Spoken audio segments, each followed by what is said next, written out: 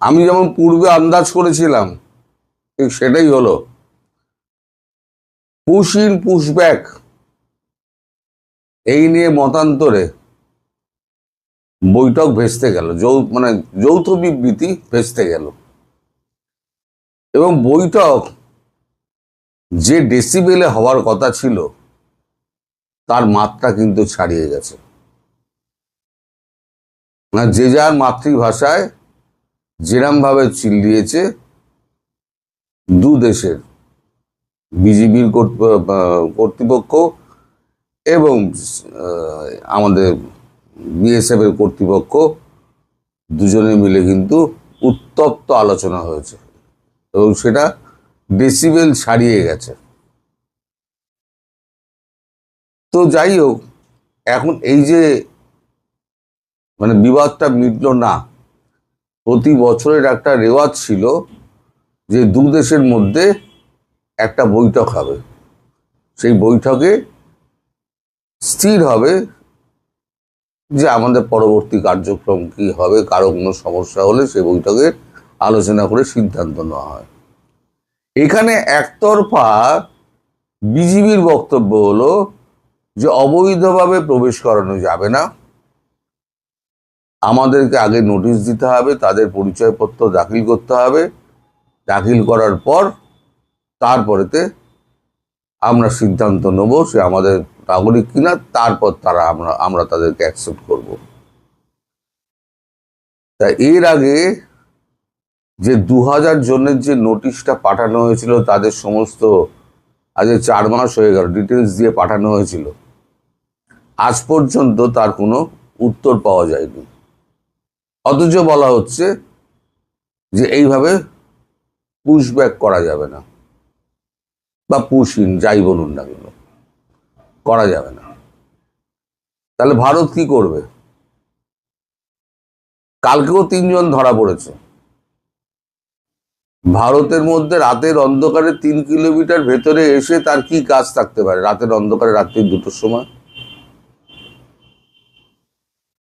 এবার যদি এখানে গুলি খায়, কালকে হাতে নিয়ে ধরা হয়েছে গুলি না করে, যদি গুলি না খায় তাহলে পরে, গুলি যদি খায় তাহলে ভারতের দোষ হবে, আর গুলি না করলে চোরাচালান, অবৈধ চোরাচালান, মানব চালান এগুলো চলবে। বাংলাদেশের ব্যাপারটা হয়ে গেছে গাছেরও খাবো তলারও কুড়বো, আমাদের কিছু বলা যাবে না। আজকেই একটা ভিডিও দেখছিলাম, সীমান্ত যেখানে বেড়া দেওয়া হয়নি সেখান থেকে ওই বাচ্চা থেকে বুড়ো অব্দি সব ওই সবজি তুলে নিয়ে গিয়ে একেবারে গোছা গোছা হাতে করে নিয়ে গিয়ে নাচতে নাচতে ঘরের দিকে ফিরছে, কিনা রান্না ওইরা খামু। এইগুলো যে চাষি যারা আছে কষ্ট করে চাষ করছে তারা মেনে নেবে? আমরা এই যে একগুঁয়েমি সিদ্ধান্ত যে করে চলেছে, সে একগুঁয়েমি সিদ্ধান্তের ফল কি হতে পারে সেটা হয়তো আপনারা আন্দাজ করতে পারছেন না। আমি আজকে বলে দিচ্ছি, যে কোনো দিন গুলি চলবে। এই বৈঠকটার জন্য বসেছিল ভারতবর্ষ, এই বৈঠকটার জন্য। সেখানে আবার বড় মুখ করে বলা হচ্ছে একটা জায়গায় যে সূত্রের খবর, সীমান্ত বিষয় নিয়ে বাংলাদেশের সংসদেও আলোচনা হওয়ার কথা। সেই সূত্রে বলা হয়েছে পুশি ও সীমান্ত বিষয়ে 14 জুন সে দেশের সংসদে আলোচনা হওয়ার কথা রয়েছে। এই সংক্রান্ত নোটিশে বলা হয়েছে সীমান্ত হত্যা শূন্যে নামিয়ে আনার প্রতিশ্রুতি সত্ত্বেও এই প্রবণতা বৃদ্ধি পেয়েছে। 2026 সালের 9 মে পর্যন্ত 22টি ঘটনায় কমপক্ষে 5 জন বাংলাদেশি নিহত হয়েছেন। পাশাপাশি পশ্চিমবঙ্গের নবনির্বাচিত মুখ্যমন্ত্রী শুভেন্দু অধিকারী 4800 জন বাংলাদেশিকে অনুপ্রবেশকারীকে ফেরত পাঠানোর যে এবং রাজ্যের সব জেলায় হোল্ডিং সেন্টারে 8 শিবিরের স্থাপন এবং তা বর্তমানে 836 জনকে ওইসব কেন্দ্রে আটকে রেখে ফেরত পাঠানোর প্রচেষ্টায় সংগঠিত পুশিন কর্মসূচি প্রকাশ্যে ঘোষণা বাংলাদেশের সার্বভৌমত্বের উপরে সরাসরি হুমকি বলে সংসদে নোটিশ দেওয়া হয়েছে।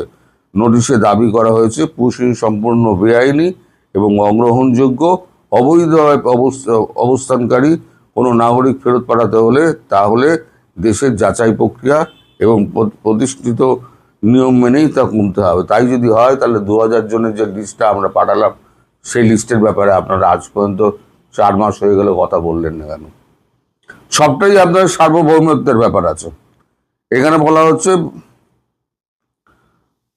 সীমান্ত হত্যা শূন্যে নামিয়ে আনার প্রতিশ্রুতি থাকা সত্ত্বেও সেটা বৃদ্ধি পেয়েছে, 5 জন মারা গিয়েছে। তা সীমান্তে আমি বরাবরই তো প্রশ্ন করি, সীমান্তে বাংলাদেশি মুসলিমরাই কেন মারা যায়? একটা ভারতীয় তো মারা যায় না। আসলে রাগটা হচ্ছে ওই কাঁটাতারের বেড়া দিলে পরে আপনার চোরাচালানটা বন্ধ হবে। আর চোরাচালানের পেছনে রয়েছে বিজিবি। প্রতি চোরাচালানে পয়সা পায়, প্রতি মানব পাচারে পয়সা পায়। সেই পয়সাটা আটকে যাবে বলে তাদের এত ক্ষোভ, এত রাগ স্থানীয় মানুষদের, তারা মানে করে দিচ্ছে, উত্তেজিত করে দিচ্ছে এবং লেলিয়ে দিচ্ছে যাকে বলা হয়। কিন্তু একটা গলি যদি চলে তাহলে মারা যাবে কিন্তু সাধারণ মানুষ। বিজিবি ছাড় পাবে তা বলা যায় না, ছাড় পাবে না। এবং এরকম একটা কথা চোরাগোপ্তা শোনা যাচ্ছে যে এবার আর বডি ফডি ফেরত দেওয়া হবে না। ওই করলেই ঝামেলা হয়, এতজন মারা গেছে, এতজন করা হয়েছে, এবারে বডি ফেরত দেওয়ার ব্যাপার থাকবে না, হিসেবে গুনতিতে থাকবে না, কোথাও নিখোঁজ হয়ে গেছে গুনতিতে থাকবে না। তো আপনাদের সবেতেই আপনাদের সার্বভৌমত্বে আঘাত লাগে। আর ভারতের সার্বভৌমত্ব বলে কিছু নেই। খোলা দরজা রেখে দেবে যে এসো এসো, সবাইকে চলে এসো, আমরা তোমার সাদরে নিয়ে নেব। আমি যেটা বলেছি, আগেও বলেছি, এখনো কিন্তু ইঙ্গিত দিচ্ছি, যে কোনো সময় কিন্তু গুলি চলবে। আর গুলি একবার চললে জানবেন আপনাদের কিন্তু বুটস অন গ্রাউন্ড শুরু হয়ে যাবে। তখন বুঝতে পারবেন ভারতবর্ষর বিএসএফ কি জিনিস। এখনো বুঝতে পারছেন না, আপনারা সব খেলার ছলে নিচ্ছেন। আপনারা মনে করছেন যে এইভাবে চললে বোধহয় ভারতবর্ষের ওপরে চাপ সৃষ্টি করা যাবে, ভারতবর্ষ আমাদের বেআইনি প্রবেশটা আইনগত সিদ্ধি দিয়ে দেবে, আইন সিদ্ধ করে দেবে। সেটা হবার নয়। ভারতবর্ষে এখন যে পশ্চিমবঙ্গে বিজেপি সরকার এসছে, তাদের একটা কঠিন সিদ্ধান্ত হলো অবৈধ অনুপ্রবেশকারী যারা আছে তাদের প্রত্যেককে ফেরত পাঠাও। আপনার দেশে যদি অবৈধ বাংলাদেশি ভারতীয় থাকে আপনারা ফেরত পাঠিয়ে দিন, আমরা নেবো তো। ফেরত পাঠাচ্ছেন না কেন?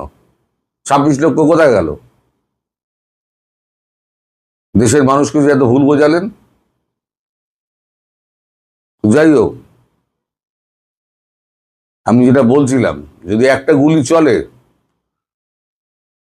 এবং সেটার কোনো গ্যারান্টি কিন্তু নেই যে উত্তপ্ত আলোচনার মধ্যে শেষ হয়েছে, সেই আলোচনা যদি ওইখান থেকে যদি অ্যাকশন শুরু হয় তাহলে যে কোনো মুহূর্তে আদেশ চলে যাবে, এবার দেখা মাত্র গুলি, অর্থাৎ ধাই ধাই ধাই ধাই ধাই, ব্যাস। কোনো জবাব নেই, আর কোনো বৈঠক নেই, কোনো পতাকা বৈঠকও হবে না। পতাকা বৈঠকও খুব শীঘ্রই বন্ধ হয়ে যাবে, আপনি দেখবেন। আসবে বাধাইতে গুলি চালাবে, আসলেই গুলি চালাবে। আমি আমার সীমান্তে বেড়া দেব, এটা আমার অধিকার। তোমার সীমান্তে বেড়া তুমি দাও না, কে তোমায় বারণ করেছে? তোমার বেড়া দিচ্ছ না কেন? মাল তো নেই ঢুডু, প্রথম কথা। আর দ্বিতীয় কথা হচ্ছে ওই সীমান্ত অঞ্চলে জামাত যারা আছে তারা একটা সুযোগ নিচ্ছে। আর এই ছেলেপিলেগুলো হচ্ছে সব জামাতের হচ্ছে ওই মাদ্রাসা পড়ুয়া, তাদেরকে লেলিয়ে দেওয়া হচ্ছে। তাদেরকে লেলিয়ে দিয়ে তাদের জীবনকে আপনারা প্রশ্নের মুখে ফেলছেন। আজ বুঝতে পারছেন না, কিন্তু কদিন বাদে কিন্তু বুঝতে পারবেন আমার কথা কিন্তু কতটা সত্যি হতে চলেছে। সবাই ভালো থাকবেন, সুস্থ থাকবেন, সাবধানে থাকবেন। নমস্কার।